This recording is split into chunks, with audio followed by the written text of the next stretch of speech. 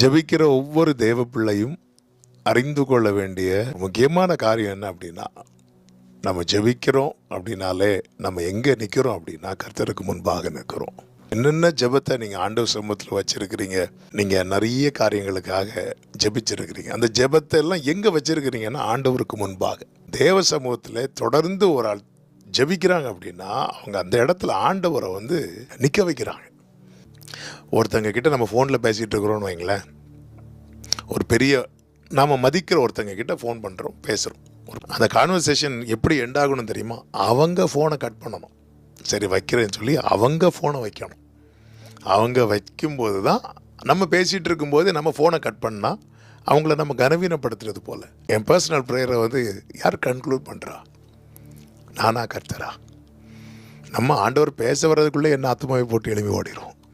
ஆண்டவரே நான் இன்னும் பேசவே இல்லை, நீ தான் ஹலோ சொல்லி